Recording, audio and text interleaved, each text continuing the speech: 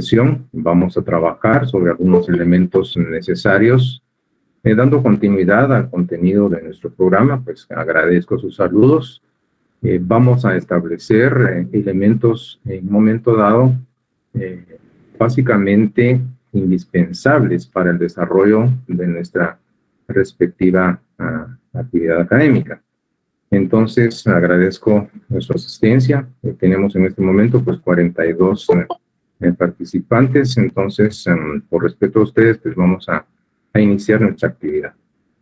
Tal y como lo hemos estado viendo a través de las respectivas sesiones anteriores, hoy pues nos corresponde platicar de la segunda unidad, que es una unidad, en este caso, muy interesante y claro, pues voy a explicarles componentes de análisis jurídico que de alguna manera pues van a tener con ustedes en un momento dado, pues la repercusión en estos componentes son importantes. Por ello es la preocupación para que en un momento dado puedan recibir específicamente la formación en cuanto a estos elementos que son obviamente cognitivos y que les van a servir a ustedes en el desarrollo del estudio de la carrera y aún en el ejercicio de la profesión. Entonces, ¿qué tenemos acá? Punto número 1, pues creo que ya estamos en tiempo, no hay nadie más que esté en la lista de espera o en la bandeja solicitando ingreso. Entonces, vamos a comenzar nuestra actividad bajo los siguientes aspectos. Bueno, primero, vamos a determinar y vamos a compartir, por supuesto, el contenido de nuestra respectiva, podemos decir así, en sesión virtual. Y esto lo que genera o lo que implica es que, como se van a dar cuenta, pues vamos a entrar de lleno en el análisis jurídico. Esto vamos a tomar en cuenta y nos va a permitir tener una visión mucho más concreta. Quiero que van a darse cuenta que este curso, a diferencia del curso Introducción al Derecho, va a entrar de lleno en aspectos de teoría general del derecho, como les había comentado a ustedes, y nos va a permitir básicamente tener una comprensión mucho más puntual de temática que genera la inquietud académica como para poder indicar que son elementos previos a nivel cognitivo que nos permitirán entender o comprender este y cualquier ordenamiento jurídico. Bueno, entonces, si esto es así, lo que vamos a determinar en esta oportunidad o en esta tarde, voy a compartirles a ustedes, en este caso, el contenido de lo que vamos a ver. Tenemos por acá, en este caso, pues en cuanto a nuestro programa, pues ya ustedes lo conocen, y básicamente es esta la segunda unidad de nuestro programa. En este caso, pues lo que vamos a platicar es de los elementos que vemos en una segunda unidad. Se nos van a pedir algunos aspectos muy puntuales y, por supuesto, precisos, y que en este caso, pues serían, como pueden ver, los conceptos jurídicos fundamentales, en primer lugar, formales. Vamos a hablar de la norma jurídica, vamos a hablar de los elementos lógicos estructurales, el supuesto jurídico, consecuencias jurídicas lícitas, y finalmente pues vamos a platicar de la ley de causalidad jurídica.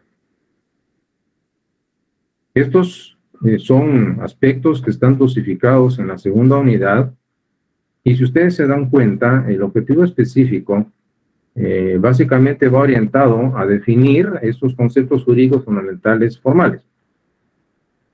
Básicamente, a eso vamos, un objetivo específico. Claro, objetivos específicos que van a ser superados, por supuesto, y espero que ustedes comprendan en un momento dado que el desarrollo de esta temática debe ser profunda. Ustedes se encuentran a un nivel superior o universitario y por lo tanto mínimo. Lo que van a requerir es con la respectiva exigencia académica a nivel universitario de lo que se pretende que conozca el estudioso del derecho. Pero entonces, ¿qué tendríamos por acá? Estos son los aspectos a abordar. Si bien es cierto, pues se nos menciona acá en un solo periodo, pues realmente se queda corto un periodo para platicar de estos temas y ustedes se van a dar cuenta por qué. Claro, los puntos que aparecen acá en menos de 5 minutos pueden en un momento dado pues condensarse de definición de norma, lo que es un supuesto jurídico, lo que es la consecuencia jurídica y explicar la ley de causalidad jurídica. Pero más que este tiempo, lo que me interesa es la calidad en la exposición y la comprensión de la temática. Bueno, entonces, ¿qué tendríamos por platicar? Pues muchas cosas, pero en este momento con ustedes pues voy a generar o compartirles la presentación para que tengan a bien poder tomar en consideración lo que nos interesa desarrollar en esta temática. Entonces, como lo hemos estado anunciando, pues básicamente pues vamos a platicar de los conceptos jurídicos fundamentales formales. Y nuestro programa nos va a presentar estos puntos que aparecen obviamente en el mismo.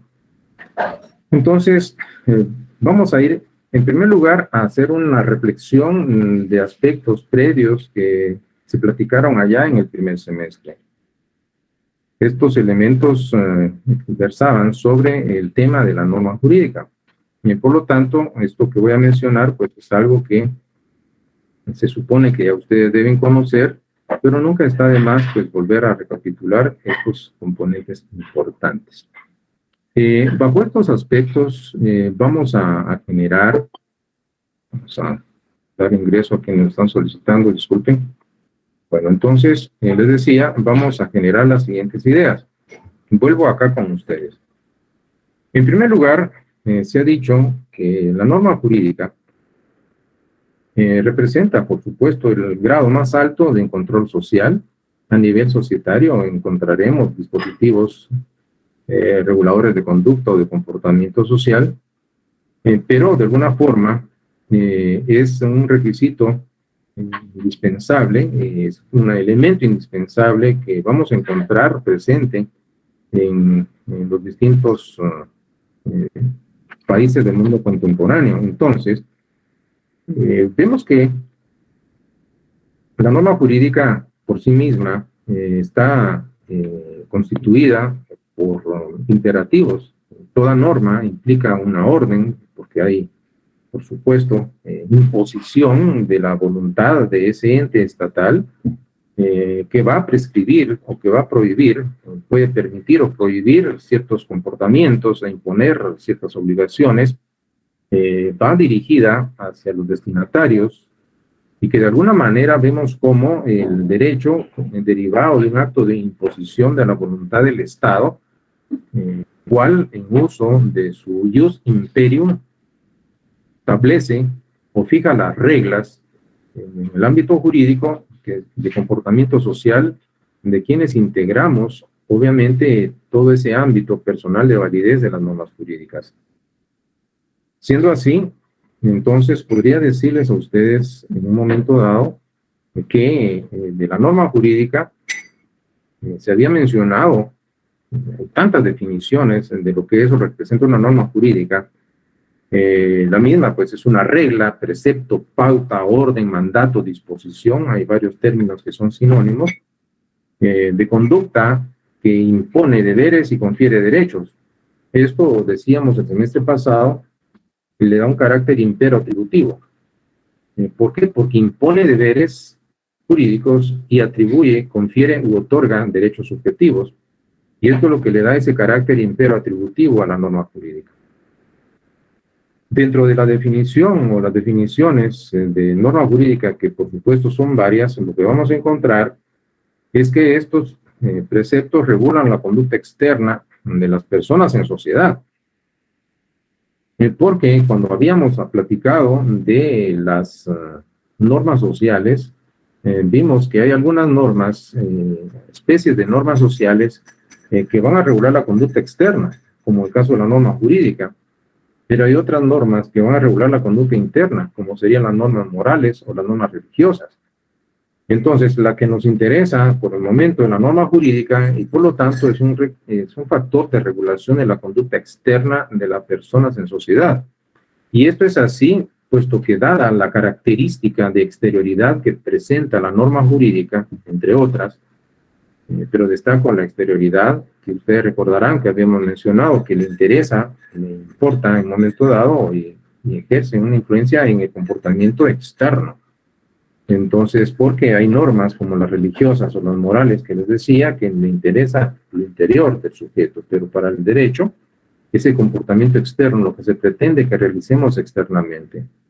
Bueno, entonces, todos estos componentes, claro, los habíamos platicado en el semestre pasado, y por lo tanto, se ha dicho, hay corrientes del pensamiento, un jus filosófico, que la norma, siendo un elemento, por supuesto, de la categoría derecho, se encuentra a nivel supra o sobreestructural.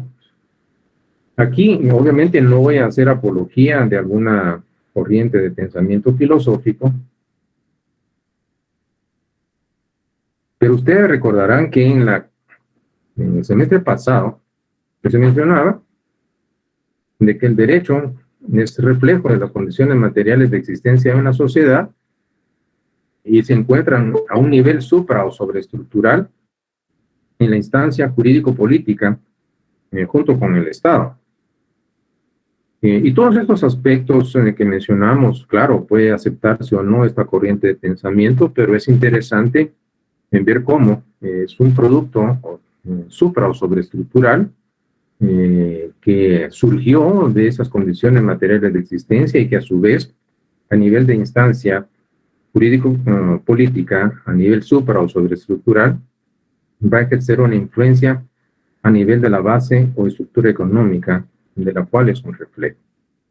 Y todos estos aspectos los habíamos platicado, son teorías, por supuesto, pueden aceptarse o no, pero lo interesante es que forma parte de la norma jurídica de esa categoría de derecho.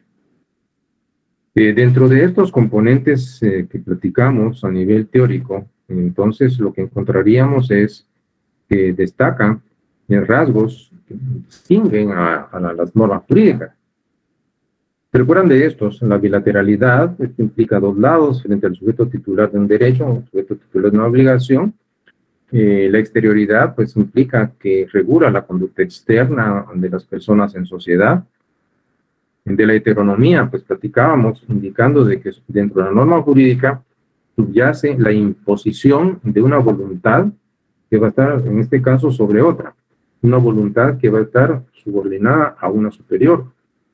Esto es lo que destacaba a este componente al que denominábamos heteronomía. También se mencionó de la característica de la coercibilidad, en este caso, la posibilidad de poder hacer uso de la fuerza para lograr el cumplimiento de lo ordenado por los preceptos jurídicos.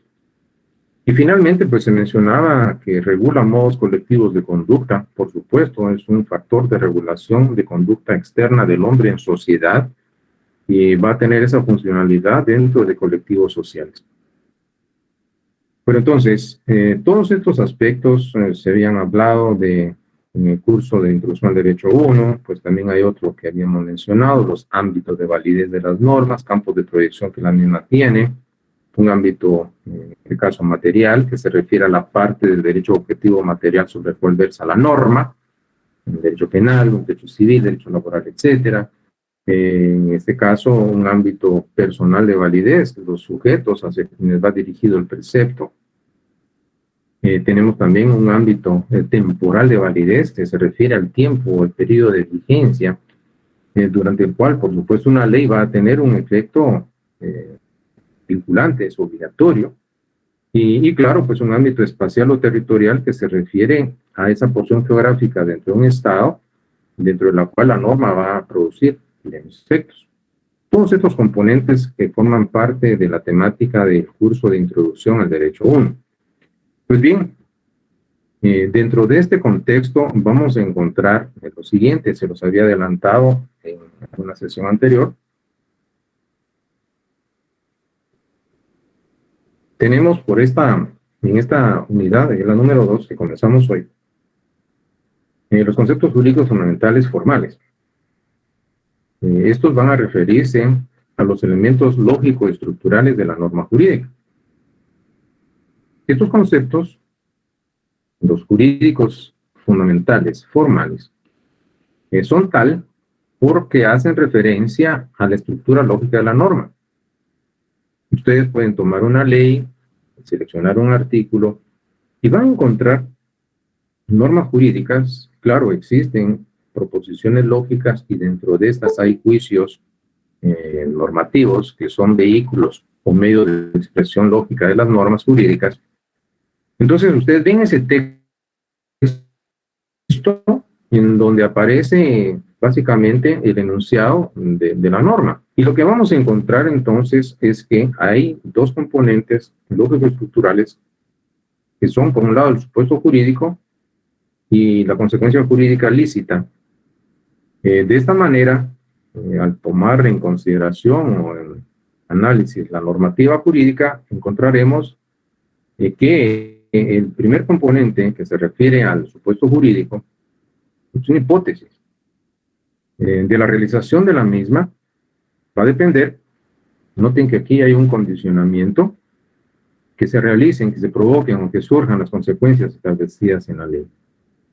Esta es una definición que nos presenta el profesor de Derecho mexicano Eduardo García Maínez, pero también en torno al segundo componente lógico-estructural de la norma, como es la consecuencia jurídica, la define como la enunciación de un deber ser, o de un derecho, cuya existencia está condicionada a la realización del supuesto jurídico.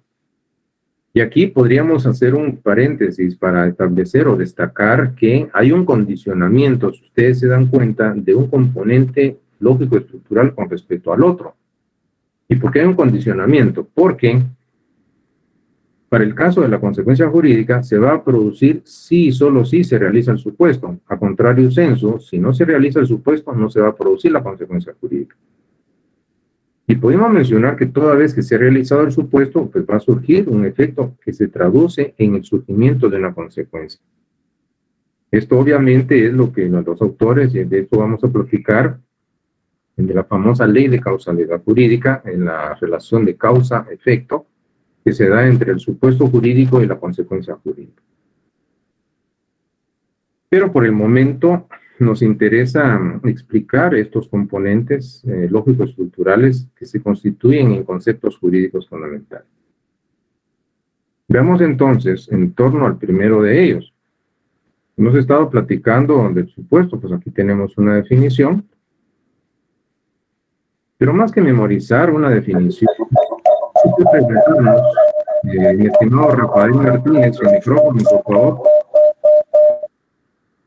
Gracias, Rafael. Bueno, entonces, les decía lo siguiente. Tendríamos que entender de que bajo esa perspectiva hay preguntas importantes. En el caso del análisis de esta definición, ¿por qué el supuesto se dice que es una hipótesis? No, nosotros y ustedes tienen noción y conocen el concepto de hipótesis. Entonces vemos que en el caso de las hipótesis, como respuestas anticipadas, entran en un plano contingencial. Porque en el caso de la hipótesis indica una conducta, un hecho regulado por la ley, puede o no suceder. La hipótesis puede o no producirse. Esto le da el carácter contingencial. Y obviamente la realización de lo que se describe hipotéticamente puede realizarse en las relaciones sociales entre los hombres. Puede ocurrir o puede no ocurrir. Ahora, cuando nosotros estamos hablando específicamente de el por qué el supuesto tiene carácter hipotético, pues vamos a ir encontrando que las definiciones, de hecho, pues habíamos mencionado a la anterior, se ha dicho que en el supuesto jurídico, y aquí sí necesito que pongan atención en estos aspectos, se establecen condiciones de hecho, que hay ahí hechos, actos, estados jurídicos, que habrán de realizarse, que habrán de producirse, ¿para qué? Para que puedan generarse, provocarse consecuencias que están contenidas en la disposición normativa. Entonces, si se realiza la causa, que es el supuesto, se va a provocar el efecto que se traduce en la consecuencia. Ahora, cuando nosotros mencionamos estos aspectos, por supuesto, hemos de ver, y aquí les voy a presentar y voy a compartir con ustedes una definición que estructuré en torno a lo que implica o conlleva el supuesto jurídico. Y esta, por supuesto, es sometida a su consideración. El supuesto, por sí mismo, representa la descripción hipotética. Quiero que noten que voy a mencionar descripción hipotética de 3 aspectos. 1. Conductas humanas que de producirse generan consecuencias de derecho. Pero también puede ser la descripción hipotética de circunstancias que de producirse generan consecuencias de derecho. O pueden describir hipotéticamente acontecimientos naturales que de producirse generan consecuencias de derecho. Más que memorizar una definición, necesito que la comprendan. ¿Qué es lo que van a comprender ustedes? Veamos esto. Y quiero que afinen bastante y agudicen sus sentidos para determinar el por qué les presento esta situación. Descripción hipotética de conductas humanas. Descripción hipotética de conductas humanas. 2. Descripción hipotética de circunstancias. Paso acá. Descripción hipotética de circunstancias. Quiero que vean la imagen. Y 3. Descripción hipotética de acontecimientos naturales.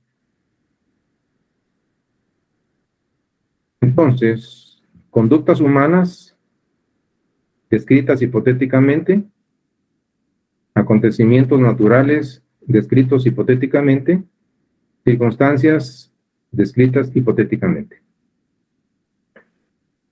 Ahora bien, ¿qué tenemos por acá? Ustedes podrán darse cuenta de que hay una imagen. ¿Qué idea nos trae a la mente? Claro, no vayan a activar el micrófono. Un robo. Un robo. Bajo esa circunstancia, obviamente lo que nosotros vamos a encontrar dentro de esta imagen, podemos por un lado pues pensar en cierto momento en elementos que en un momento dado podrían generarnos alguna de las circunstancias. Ustedes pueden ver que para el caso del robo, nuestro Código Penal va a describir una conducta humana que de alguna manera genera, o bien en este caso conlleva, en esta situación, pues conlleva algo interesante, una conducta que en el caso del robo, el Código Penal específicamente nos va a indicar que quien sin la debida autorización, y esto quiero que lo escuchen muy bien, y además con violencia, que puede ser en 3 momentos, anterior, puede ser simultánea, o puede ser posterior a la aprehensión, tomare cosa mueble, que puede ser total o parcialmente ajena. Y aquí, obviamente, nosotros estamos pues platicando en un momento dado de lo que corresponde o lo que conlleva un robo. Ahora, esa conducta, que obviamente es humana, está prevista en nuestro Código Penal. Y vemos cómo ese artículo, en 251 del Código Penal guatemalteco, tipifica esa conducta como robo. Pero Quiero que ustedes se den cuenta de la importancia de, en primer lugar, que estén presentes en las clases, que participen activamente, y de lo cual pues les agradezco que acudan al llamado.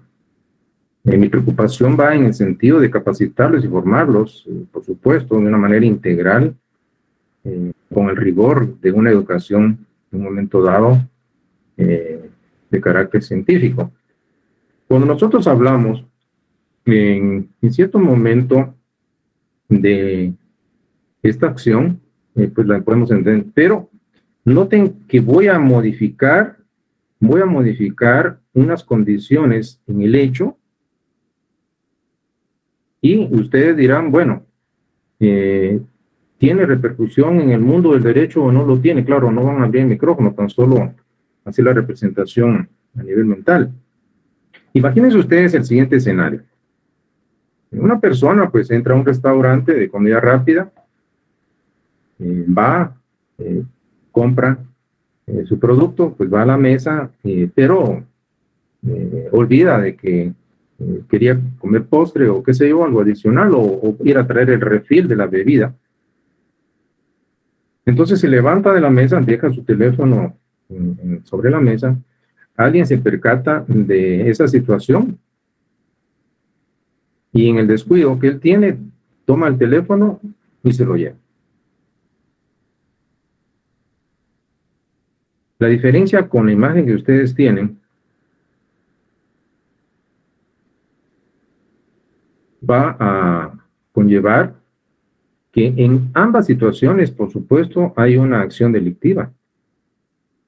Pero esta segunda acción no coincide con la conducta que hipotéticamente se está planteando, porque el delito o el supuesto jurídico que tipifica un hecho como robo nos manifiesta un elemento importante que no está presente en el segundo caso que les planteé.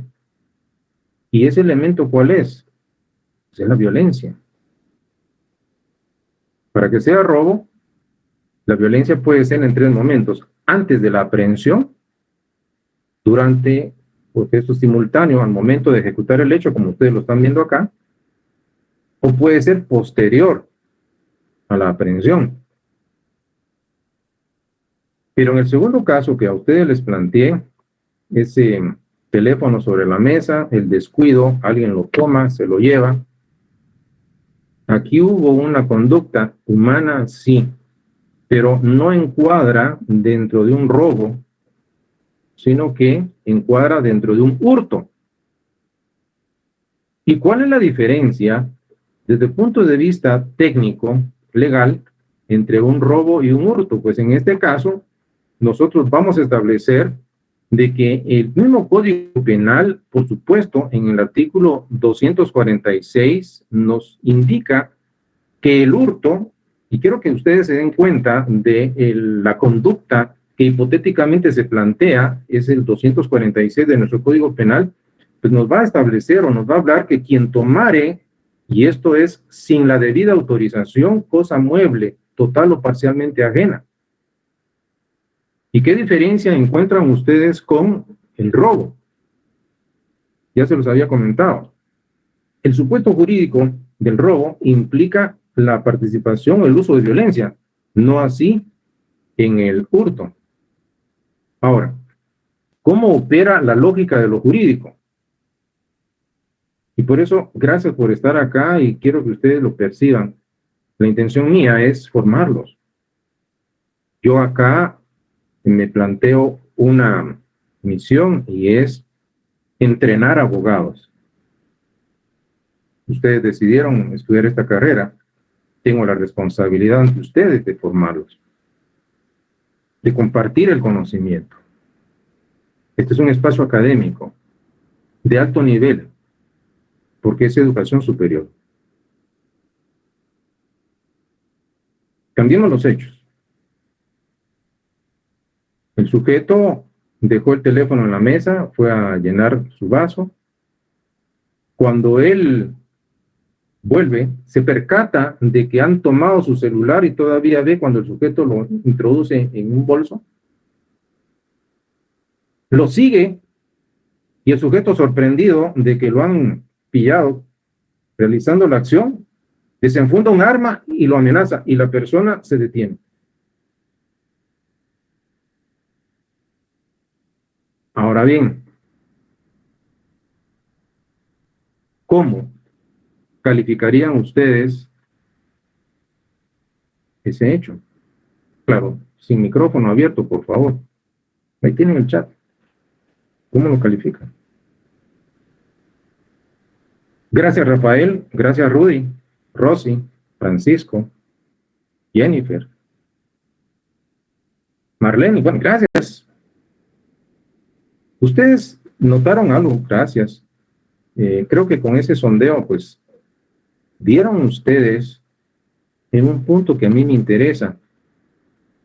Ese hecho que inicialmente parecía y calificaba como un hurto, pues resulta que entonces va a ser un robo. ¿Y por qué? ¿Por qué?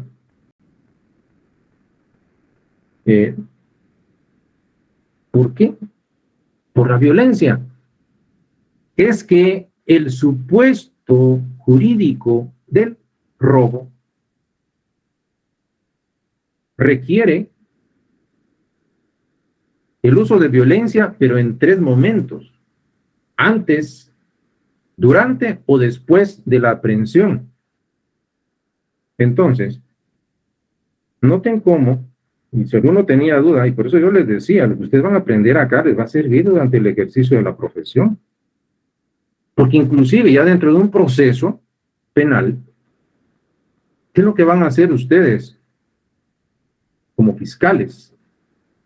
Van a investigar los hechos, le van a proporcionar al juez todas las evidencias, los medios de convicción, para demostrar con las pruebas que esa conducta, el sujeto que está siendo procesado penalmente, que es indicado de la comisión de un delito, que realizó esa conducta y demuestran. Van a presentar testigos presenciales, van a presentar pruebas científicas, cámaras de video que captaron toda la situación y todos esos elementos que implican y van a demostrar que la violencia se usó en un momento posterior a la aprehensión y por lo tanto el hecho va a calificar como un robo y no como un hurto.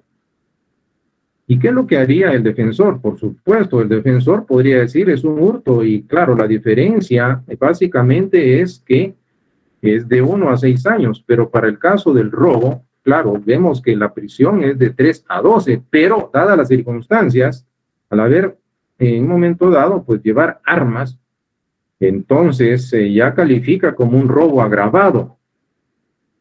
Y que en un momento dado, pues este robo agravado, pues tenemos una prisión de 6 a 15 años. Y estos elementos determinan que el condicionamiento de esas consecuencias van a estar derivadas de cuál fue el supuesto jurídico que se realizó, materializó, concretizó para poder determinar cuáles son las consecuencias. Puede ocurrir alguna situación que en un momento dado ustedes pueden percibir que la importancia básicamente de hablar de supuestos y consecuencias, si estamos en el primer año de la carrera, pues entonces ustedes van a comprender que en estas situaciones, ya en casos reales, entonces lo que estamos básicamente es tratando de determinar quién, cómo, cuándo y dónde realizó y los supuestos y en qué normas. Porque el juez y ustedes como jueces van a calificar los hechos y van a seleccionar de la gama de normas jurídicas simultáneamente vigentes, van a seleccionar cuál de aquella contempla en su supuesto jurídico ese hecho que como conducta o comportamiento humano está siendo objeto de investigación dentro de un debido proceso. Ahora, conducta humana. Luego, bajo estos aspectos, vemos que en el momento en que se realiza el supuesto, porque Porque es un supuesto, está en un plano hipotético, hay planteamientos, la ley que dice quien hiciere esto, quien hiciere lo otro, y la norma está vigente. Y puede ocurrir que en la vida de relación social no se haya producido todavía esa conducta humana, ese acontecimiento, fenómeno natural o esa circunstancia que está prevista en la norma. Entonces está en un plano abstracto, un plano hipotético. En el momento en que ya a través de un hecho o de un acto jurídico, que son medios de realización de los supuestos, se realiza la hipótesis, entonces deja de ser una simple hipótesis para convertirse básicamente ya en un hecho realizado. Y por lo tanto, al haberse realizado, se produjo la causa que va a generar la consecuencia. Quien diere muerte, comete homicidio, quien diere muerte a alguna persona. Muy bien. Está previsto en la norma. Juan mató a Pedro. Juan dio muerte a Pedro. Entonces, realizó, materializó, concretizó el supuesto. Y pasó de ser una hipótesis para ser ya un hecho a través del cual se realizó un supuesto y por lo tanto se produjo la causa y qué es lo que necesariamente se va a producir, la consecuencia jurídica. Y obviamente hay situaciones, acontecimientos o conductas humanas previstas en las normas desde hace bastante tiempo y podría ser que a la fecha 10, 15, 20 o 30 años pues no se ha producido todavía lo que está previsto, pero está vigente. Recuerden ustedes que la norma jurídica contenida en la expresión formal del derecho, que es la ley, tiene carácter permanente, general, abstracto. Son características, en este caso, de la ley, y esto lo habíamos explicado el semestre pasado, en el caso de la ley, como característica de la misma, que es la abstracción, es porque en la estructura lógica de las mismas, de las leyes, hay normas que contemplan esa parte hipotética, son supuestos, y mientras estén en un momento dado, pues contenidas en la ley, están en abstracto, quien hiciere esto, quien hiciera lo otro, pero al momento nadie lo ha realizado, pero está previsto, están vigentes las leyes, sí, y por el hecho de que no se haya realizado lo que está previsto hipotéticamente en una norma contenida en ley, no van a perder vigencia. ¿Qué se necesita? ¿Qué recuerdan ustedes que les había dicho que se necesita para que la ley pierda la vigencia? Pues aquí tendríamos que recordarnos pues, nuestro artículo 8 de la ley del organismo judicial, que nos dice que las leyes se derogan por leyes posteriores. Aquí está plasmado el principio general del derecho del paralelismo de las formas. De la misma manera, forma o modo en que ha sido creada una ley, de la misma manera, forma o modo, la misma va a perder su vigencia. Totalmente, porque la nueva ley regule lo contemplado en la ley anterior, parcialmente por incompatibilidad de las disposiciones contenidas en la nueva ley con las precedentes, total o parcialmente por declaración de inconstitucionalidad, dictada en sentencia firme por la Corte de Constitucionalidad. Todos estos aspectos que mencionamos están en el artículo 8 de la ley del organismo judicial, el cual termina indicando que por el hecho de la derogación de una ley no recobra o recuperan vigencia las que ésta hubiese derogado.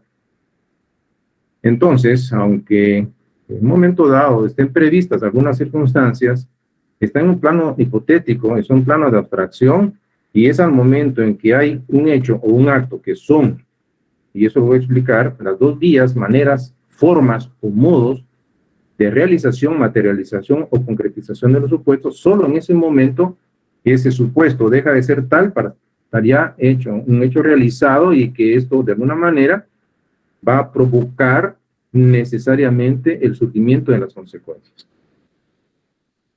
Bueno, continúo acá con ustedes disertando sobre esta temática.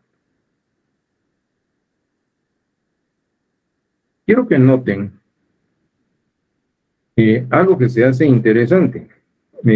Tenemos por acá que hipotéticamente se puede describir una conducta humana, sí, pero también lo que tienen en pantalla, hay acontecimientos o fenómenos de la naturaleza.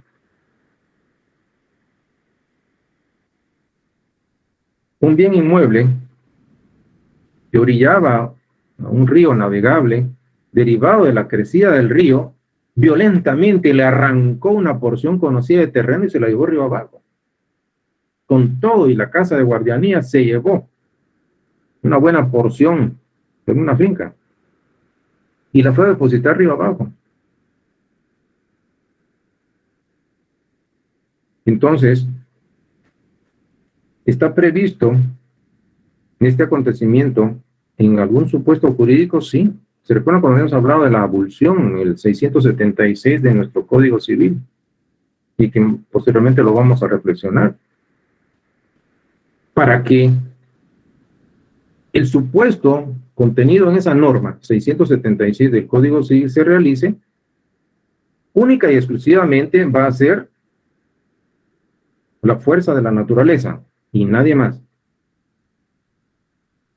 Entonces, ahí tendríamos que el supuesto, aparte de una descripción de conducta humana hipotética, también puede describir hipotéticamente un acontecimiento o fenómeno natural. Y luego, pues les había comentado, pues qué es lo que tienen ustedes acá, por supuesto, el pastel de cumpleaños, y por si pueden darse cuenta, ahí hay un número 18, y qué ocurre en nuestro medio cuando se cumplen los 18 años, mayoría de edad. Que no depende de nuestra voluntad y tampoco en un momento dado, pues va a ser una situación en donde el ser humano, pues es objeto del paso del tiempo. Entonces cumplimos la mayoría de edad y esa circunstancia conlleva, y aquí pues vamos a mencionar, pues también van a ver ustedes el artículo 8 de nuestro Código Civil, que la capacidad para el ejercicio de los derechos civiles se adquiere por la mayoría de edad. ¿Quiénes son mayores de edad? Los que han cumplido 18 años. Entonces, quien cumpla la mayoría de edad o quien cumpla 18 años, pues será la circunstancia hipotética que va a estar prevista en la norma y por lo tanto se constituye en el supuesto que de realizarse va a generar o provocar una consecuencia. Continúo entonces disertando a estos aspectos por los cuales en la definición que a ustedes les presenté es una definición personal que someto a su distinguida consideración académica. Llego a la conclusión, voy a encontrar una serie de definiciones de lo que es el supuesto jurídico, pero esta propuesta es personal de lo que puede representar el supuesto como descripción hipotética de conductas humanas, de circunstancias o de acontecimientos naturales que de producirse van a generar consecuencias de derecho. Y estas son las tres dimensiones que a mis alumnos yo les planteo. Noten que acá no se trata de memorizar definiciones, se trata de que ustedes las comprendan, se trata de que asistan a clase, que ustedes estén pendientes. Sé que es agotador, pero es un estudio universitario, estamos en un nivel universitario y en la medida de mis posibilidades, pues tengo la voluntad de aportar los conocimientos que tengo con ustedes sin reserva. Esta es la función, estamos en una situación de carácter académico y ustedes van a ser los futuros abogados y espero que en un momento dado la formación desde el inicio sea sólida. Estas son las bases, este es el principio. Lo que ustedes escogieron estudiar involucra su tiempo, involucra esfuerzo, dedicación, y no hacerlo superficialmente, sino que adentrarse en las profundidades de estudio del derecho. Que supongo de que ustedes buscan también la excelencia académica, pero aparte de ello, valoro mucho más que el tesoro de conocimientos, la rectitud de la conciencia en aquel sujeto que se precia ser, o decir que estudia derecho y a futuro decir que es abogado. Claro, hay circunstancias en un momento dado en donde se confronta, vemos nosotros lo apasionante que es el estudio del derecho, pero también muchas veces presenta en la aplicación aspectos que son frustrantes. Pero la sociedad es perfectible y el sistema es perfectible. Y esto depende del rol que cada uno de nosotros está llamado a cumplir. El aporte que tengo para con ustedes es decirles, estoy presente, comprometido desde el punto de vista académico para elevar el nivel intelectual. Eso es lo que pretendo.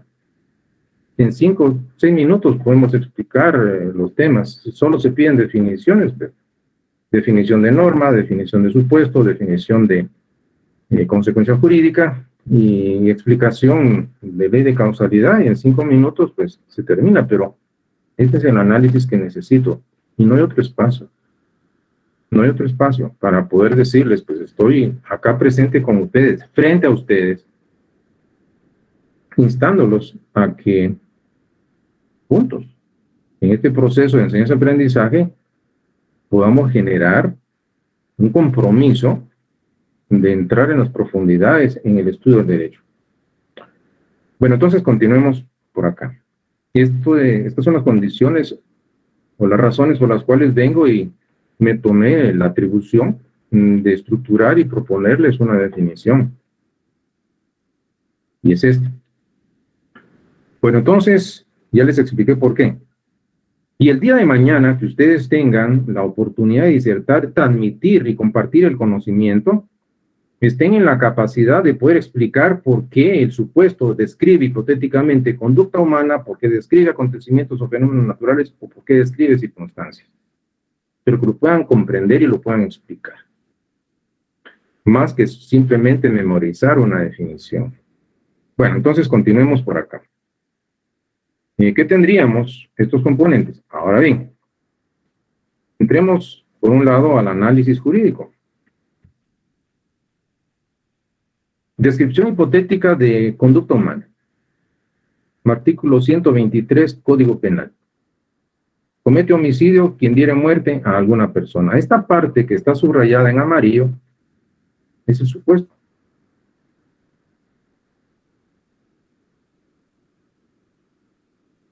¿Qué se describe ahí? Quien diere muerte a alguna persona. No más.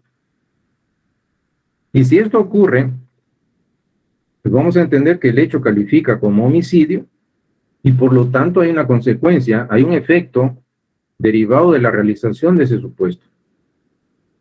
Y cuando ustedes, porque el ejercicio práctico va orientado, esta es la competencia que necesito desarrollar en ustedes, es que tengan la capacidad de poder, luego de analizar las normas jurídicas, poder encontrar los elementos lógicos estructurales de la misma, y en este caso, tanto el supuesto jurídico como la consecuencia jurídica. Porque anticipó también será objeto de evaluación el análisis jurídico. Ustedes van a tener que realizar análisis jurídico normativo y, por supuesto, ubicar dónde está el supuesto y dónde está la consecuencia. Conducta humana, pues ahí tienen una, conducta humana descrita. Pero también vemos que se habla de una circunstancia. Pues aquí les presento el artículo 8 de nuestro Código Civil. La capacidad. Y ustedes podrán darse cuenta que en amarillo, pues destaco la descripción hipotética de una circunstancia. ¿Y en qué se traduce esa circunstancia? En el cumplimiento de la mayoría de edad. Quien cumpla la mayoría de edad. Quien cumpla 18 años. En estos primeros 2 párrafos, ustedes destacan que esta circunstancia de producirse va a generar un efecto. Es una consecuencia que se traduce en el surgimiento o el otorgamiento de la capacidad para el ejercicio de los derechos. La capacidad de ejercicio. Y que si bien es cierto, cuando veamos el tema de los atributos de las personas, vamos a retomar el tema de la capacidad, que de hecho la capacidad jurídica se adquiere desde el momento en que somos considerados personas en el mundo del derecho, pero la capacidad nos acompaña desde que nacemos hasta que morimos, la capacidad jurídica, pero va a proyectarse o a generar ciertas modificaciones porque de 0 a 18 es una capacidad de goce, de 18 en adelante es una capacidad de ejercicio, pero dentro del lapso de nuestro nacimiento y nuestra muerte siempre vamos a tener, porque representa un atributo, algo que es inherente a la persona jurídica individual, la capacidad. Y la capacidad, desde el punto de vista jurídico, lo voy a explicar oportunamente, solo se los adelanto, es la aptitud que el sujeto de derecho o persona tiene para poder entrar en el mundo de lo jurídico, para poder ser titular de derechos y de obligaciones. Es un grado de aptitud, la capacidad. Estamos capacitados cuando se nos considera ser aptos y por lo tanto la capacidad adquiere esa dimensión de ejercicio en donde de una manera directa nosotros podemos hacer valer por nosotros mismos nuestros derechos y cumplir con nuestras obligaciones, y es la capacidad de ejercicio.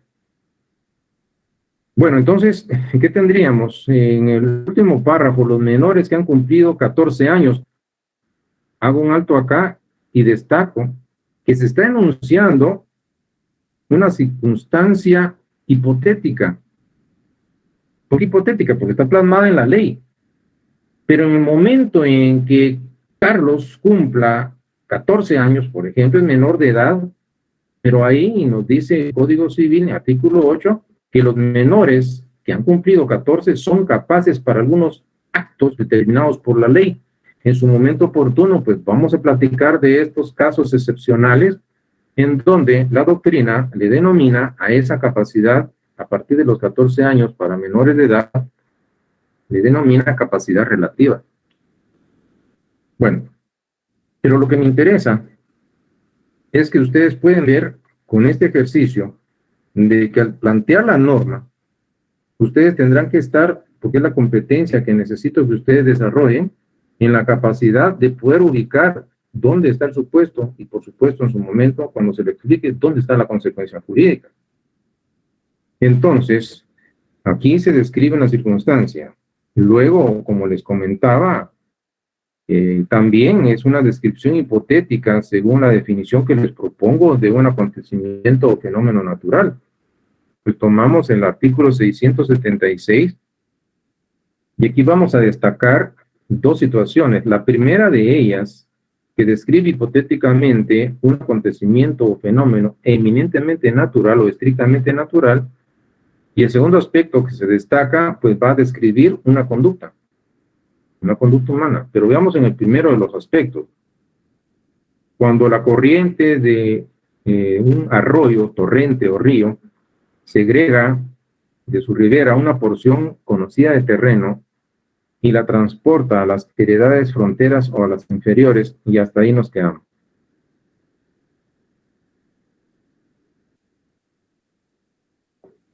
¿Qué hay acá? Pues hay una descripción hipotética de un acontecimiento o fenómeno natural. Luego, la otra parte destacada o subrayada en amarillo, pero si dentro del término de 6 meses no ejercitare su derecho, por supuesto, ¿a quién se está refiriendo? Pues al dueño de la finca donde se arrancó la porción. ¿Qué creen que ocurre? Va a producirse una consecuencia. Va a producirse. Entonces, en el primer texto, o la primera parte subrayada en amarillo, se destaca, se resalta la descripción de un acontecimiento eminentemente natural. Y en la segunda, pues hay una conducta omisiva, hay una inacción, el sujeto propietario no reclama, no ejercita su derecho.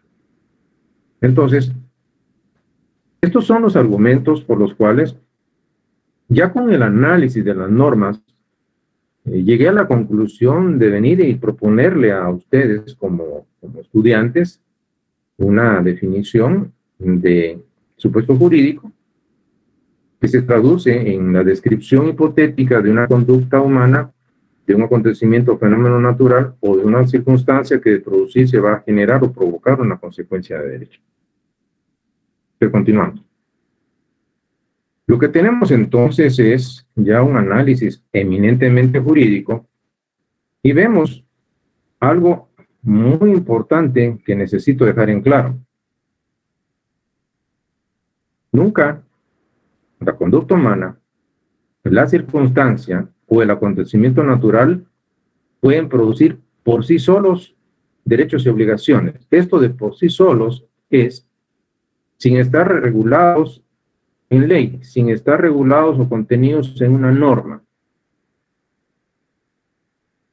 Puesto que ese calificativo de jurídicos es porque debe intervenir norma jurídica donde van a estar previstos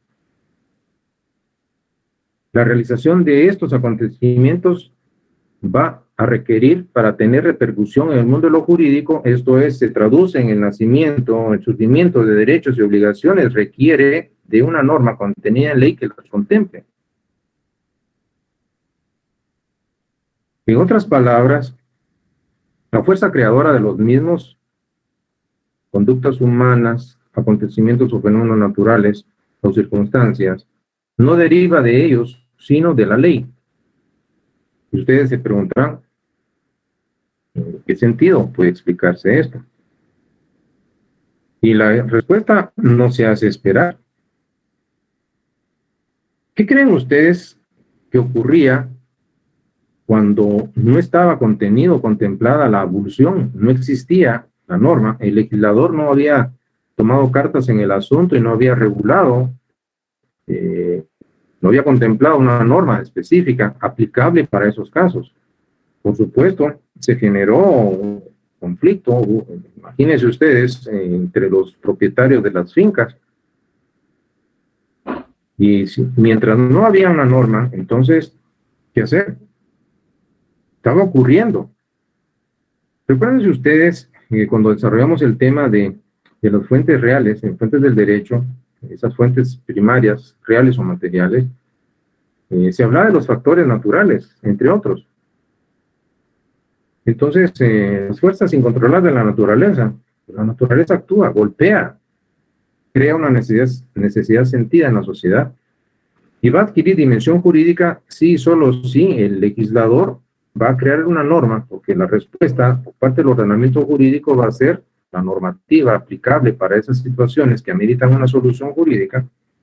Entonces, el legislador se percata de la realidad y también la creación de la norma implica la ponderación ese balance, ese equilibrio entre la realidad y los ideales de justicia. ¿Se recuerdan ustedes? Entonces, alguno podría tener alguna duda al respecto. Voy a volver en un momento dado a esta presentación de lo que es la abolición. Noten que la naturaleza actuó, golpeó, arrancaba porciones antes de que estuviese regulado y estaba generando conflictos. Yo podría preguntarles, claro, no van a activar el micrófono, por favor, pero imagínense ustedes, la pregunta es interesante. ¿Por qué creen que semejante situación está prevista en la ley? ¿Creen ustedes que fue inspiración de diputado trasnochado el que no teniendo nada que hacer, pues ideó, imaginó y plasmó esta norma? La respuesta, por supuesto, es de que está regulado porque ocurrió esa situación. Históricamente surgió un conflicto y hubo necesidad de buscar una solución jurídica. Y esto, por supuesto, estas fuerzas de la naturaleza se constituyen en fuentes reales. En el momento mismo, y aquí les puedo comentar, que está plasmado en esta norma 677 de nuestro Código Civil, y la fuente real que determinó el surgimiento de esta norma, el contenido de esa norma, fue un factor natural. Pero la naturaleza no llega a las puertas del Congreso a golpear y decirle, traigo una nueva norma para que la incluyan en la ley. Las fuerzas incontrolables actúan, provocan estos problemas, hay necesidades sentidas a nivel social, y el legislador se percata, la respuesta del derecho es normar esa situación porque hay un conflicto, hay una colisión de intereses, hay bienes jurídicos protegidos o tutelados que están siendo desprotegidos por la acción de la naturaleza, entonces tiene que haber una respuesta. Entonces viene el legislador, toma en cuenta la realidad, pero también la va a confrontar con los ideales de justicia, y esto no lo realiza la naturaleza, lo realiza el ser humano. Va a emitir a través de un proceso axiológico que es valorativo, emite un juicio, que es lo justo ante esta situación provocada por las fuerzas de la naturaleza. Entonces viene y dice, considero de que una persona que con esfuerzo, un trabajo honrado, pues adquiere un bien inmueble, el propietario de esa finca, pues le costó. Y pese a que se dio esa situación natural, considero que es justo, y aquí viene el juicio de valor, seguirle reconociendo su derecho al propietario de esa porción arrancada. Y aunque ya no esté en su finca y que se haya ido río abajo, él seguirá siendo el dueño, porque eso es lo justo. Esto no lo hace la naturaleza. Pero luego también vamos a encontrar con que esa porción de terreno fue a obstaculizar, pues se fue a depositar río abajo en otra finca. Entonces viene el legislador y bueno, eso ocurre, pero si el propietario de esa porción no reclama, no ejercita su derecho, no tiene interés alguno, pues también, ¿cómo va a quedar el propietario de otra finca con respecto a esa porción que se le fue a incorporar? En un estado de incertidumbre. Entonces viene y dice, el legislador, considero de que un tiempo prudencial, más que suficiente para que se dé cuenta que ya no tiene esa porción de terreno y que la puede ir a ubicar, 6 meses, estamos hablando de medio año. Darle 6 meses para que pueda hacer valer, para que reclame su derecho. Pero si no tiene el interés, no reclama, entonces considera el legislador y consideró que va a ser justo que esa porción de terreno se incorpore y pase a propiedad del propietario de la segunda finca. Entonces, estos son aspectos importantes en la creación de la norma jurídica, de confrontar la realidad y los ideales de justicia. Pero la naturaleza actúa, golpea, pero no realiza esta acción o no emiten estos juicios de valor que sí y solo sí le compete realizar al ser humano en el ejercicio o en la creación de la normativa de derecho. Bueno, pero ¿qué tenemos por acá? Tantos aspectos por platicar. Tenemos que, en el caso de los supuestos jurídicos, por eso decían, por sí mismos, no pueden producir estas obligaciones, deben estar contenidas en ley. En tanto la norma les da ese poder, entonces van a producir consecuencias. Y esas consecuencias van a tener 4 campos de proyección. Los efectos derivados de las consecuencias surgidas de la realización del supuesto pueden consistir en la creación, que es el nacimiento, la transmisión, la modificación o la extinción. ¿De qué? De derechos subjetivos y de deberes jurídicos u obligaciones. Entonces, de eso vamos a platicar cuando expliquemos este segundo elemento lógico estructural de la norma, que es la consecuencia jurídica lícita. Consecuencia de derecho o simplemente consecuencia jurídica.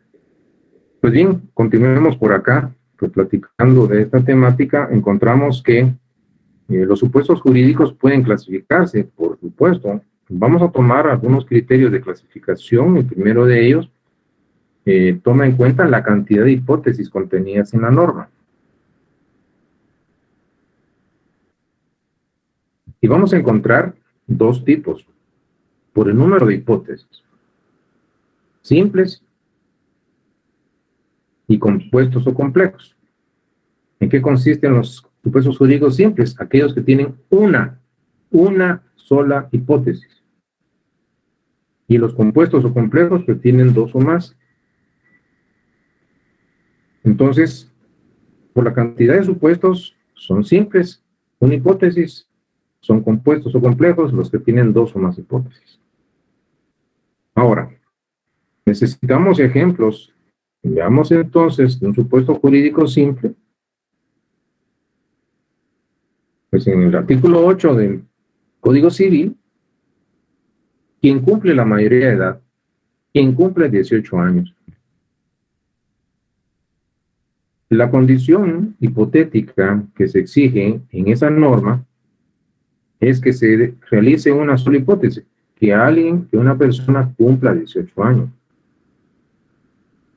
Es simple, por supuesto, porque no nos requiere más que se produzca esa hipótesis. La norma no pide otra condición. ¿Qué significa todo esto?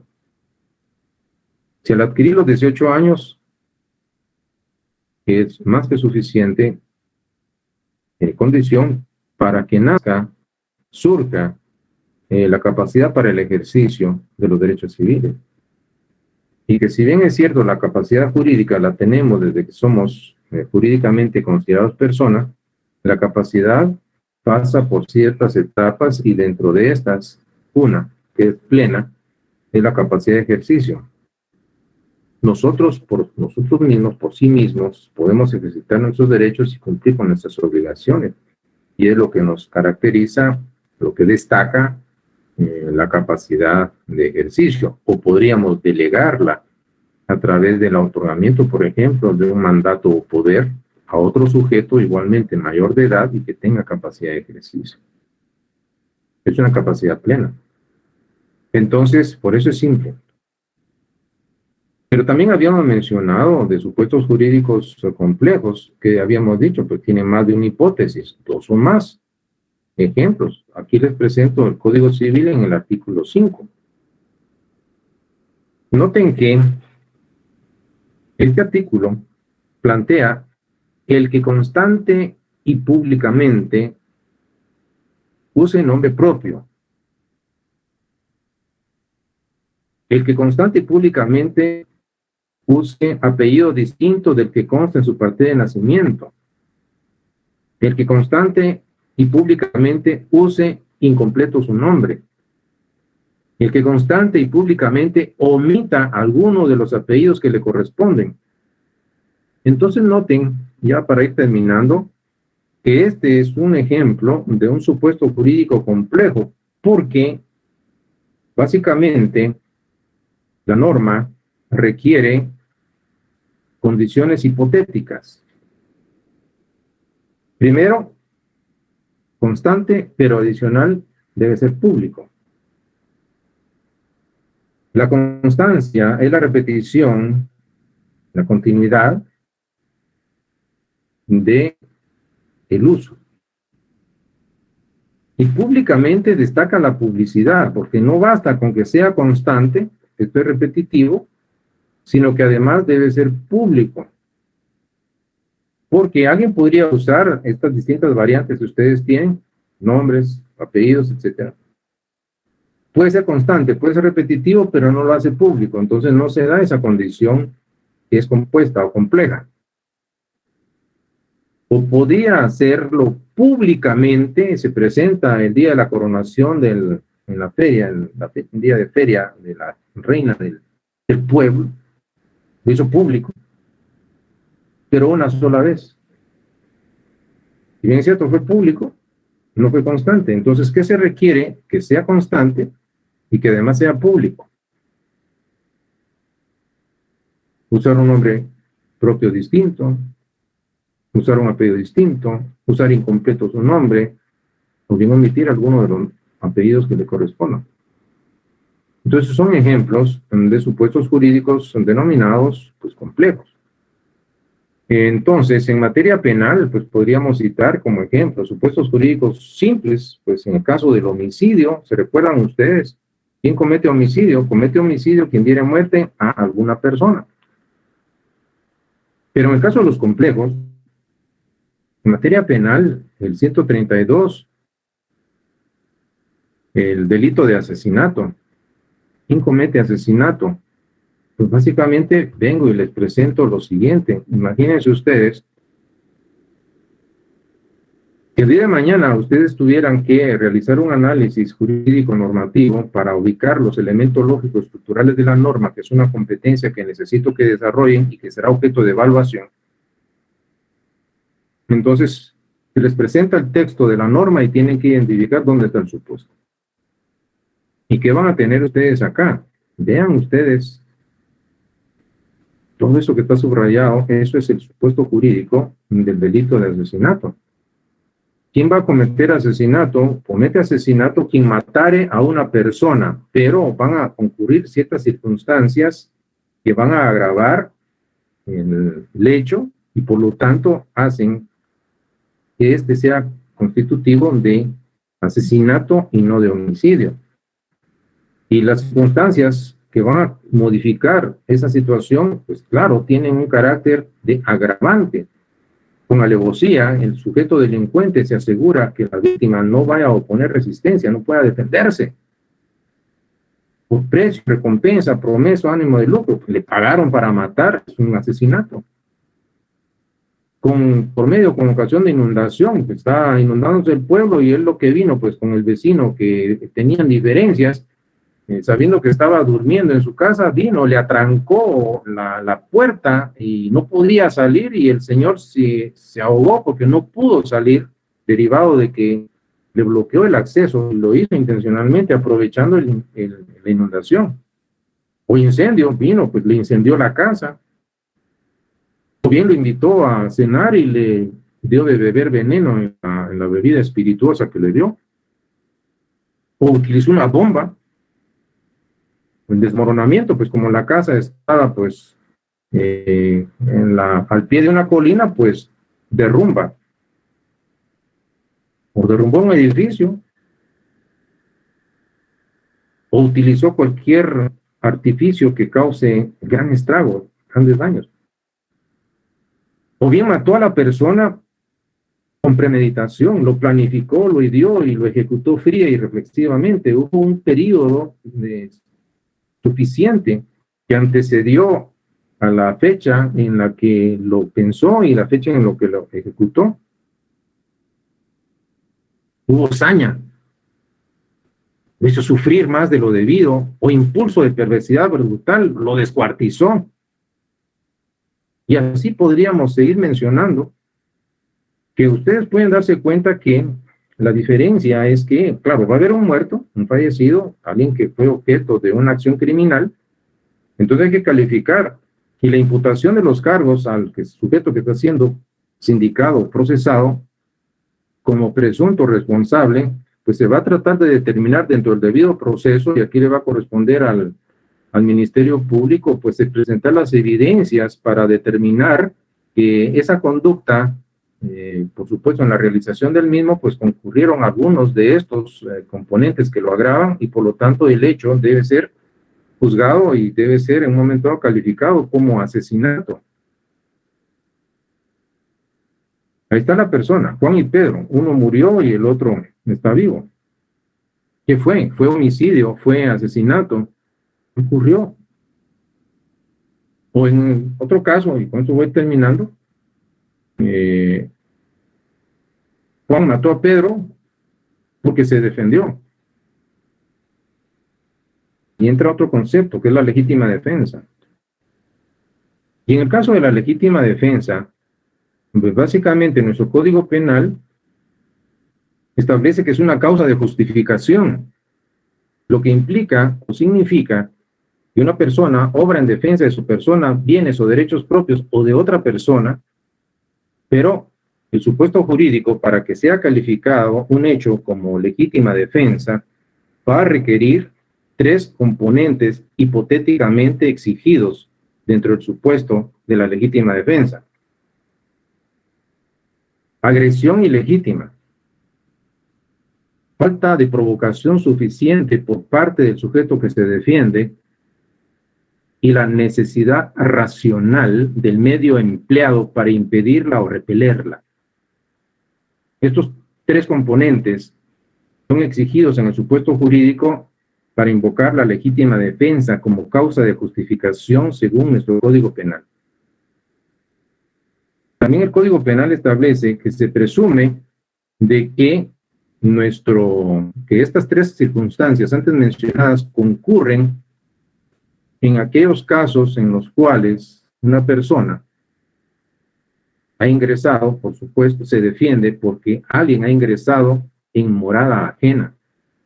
¿Qué significa esto? Una persona pues acostumbra en horas de la madrugada a bajar a tomar un vaso de agua a la cocina, va bajando al segundo nivel y ve que a media sala, en la penumbra, pues hay un individuo pues saqueando, está en un saco metiendo cosas. El sujeto propietario del inmueble pues tiene un revólver, lo toma, dispara y mata a ese sujeto. El Código Penal establece que se presume que en esas circunstancias quien ha ingresado en morada ajena se presume la concurrencia de estas tres situaciones antes mencionadas. Y es así como opera la lógica de lo jurídico. Claro, dentro del debido proceso tendrá que demostrarse estas circunstancias, pero, y con esto termino con ustedes, para que vean la importancia, y por eso es que en el análisis jurídico, en la participación, en la asistencia de ustedes a estos periodos, pues básicamente quiero, porque es mi compromiso con mis estudiantes, entrenar abogados. Y lo que ustedes van a aprender acá, pues básicamente les va a servir durante toda la carrera, y lo insisto, y aún en el ejercicio de la profesión como abogados, van a seguir adquiriendo sus conocimientos. Bueno, entonces, ¿qué tengo con ustedes, mis estimados amigos y amigas? Pues, en primer lugar, quiero agradecerles su constancia. Claro, hay investigaciones previas que tienen que realizarse, pues, por supuesto, en la primera declaración, el juez escucha y puede otorgar unas medidas sustitutivas y no necesariamente, pues, ordenar medidas de coerción, como sería una punción con carácter preventivo. Hay algunos aspectos de carácter procesal que ustedes podrán entender porque y los van a estudiar, y todos estos aspectos se dan y se dirimen en un debido proceso. Bueno, entonces, ¿en qué quedan mis amigos y amigas? Punto número uno, pues estamos en circunstancias pues muy sui generis, muy particulares, pero sí los insto, por supuesto, a que con el respeto que ustedes merecen y por el respeto que ustedes se les debe tener, pues estoy acá en estas actividades académicas transmitiendo el conocimiento, dada la importancia que esto tiene en la formación de ustedes. Entonces, no los dejo solos en esto, en la medida de mis posibilidades, estoy en la disposición al 100%, pues de estar acá presentes en estas sesiones virtuales y decirles o instarles a que es el rol que nos corresponde en un momento dado dentro de este proceso eminentemente académico a nivel de educación superior universitaria. Entonces, ¿qué han decidido ustedes estudiar esta profesión? Entonces, adquiero el compromiso frente a ustedes de decirles que bajo estos aspectos, pues vamos a generar estas periódicas sesiones. Cuando alguien comete asesinato, se le puede acusar de varios tipos, por ejemplo, asesinato con alevosía, por supuesto, no son tipos, estos son circunstancias agravantes, así como hay agravantes, hay atenuantes. Entonces, claro, en un momento dado, pues en principio, la persona, en un momento dado, pues no solo es uno, pueden ser uno o varios de estos aspectos hipotéticos que son agravantes. Puede haber premeditación, puede haber precio, puede haber ensañamiento, o sea, puede haber una combinación de varias circunstancias agravantes para que el hecho sea calificado como asesinato. Y eso va a depender de la investigación que se realice a través del Ministerio Público y de las evidencias que se puedan ir aportando al proceso y el juez, por supuesto, calificar y llegar a la determinación toda vez que agotado el periodo de prueba, pues él califica las pruebas y de alguna manera pues demuestra efectivamente en qué condiciones se cometió el hecho, porque al final el debido proceso gira en torno a determinar quién, cómo, cuándo y dónde pues realizó el supuesto jurídico y cuáles van a ser las consecuencias aplicables al caso concreto. Bueno, mis amigos y amigas, pues veo el tiempo. Gracias por su asistencia y por supuesto por su paciencia. Y vaya que tienen una gran paciencia de escucharme a mí. Entonces, lo voy a dejar acá. Quisiera continuar, pero el tiempo también, por respeto a ustedes. Entonces, los espero en la próxima sesión. Y de alguna manera, pues que las expectativas de ustedes en torno a lo que pretenden adquirir y conocer en la Universidad de San Carlos de Guatemala, pues nos corresponden. El compromiso es con ustedes y de alguna manera pues me tienen siempre presente en estas actividades académicas, velando porque lleguen a tener una educación de calidad, y este es el compromiso directo que adquiero frente a ustedes.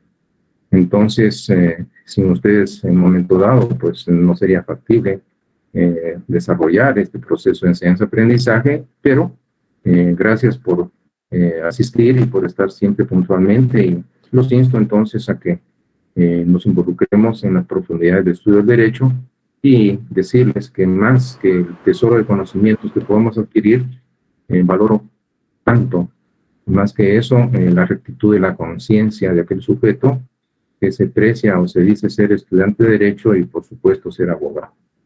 Mis amigos y amigas, pues la clase ha terminado, pues podéis ir en paz. Nos vemos en la próxima y les deseo feliz tarde. Gracias por su asistencia y hasta pronto. Muy buena tarde. Buenas tardes, se cuidan mucho. Hasta pronto.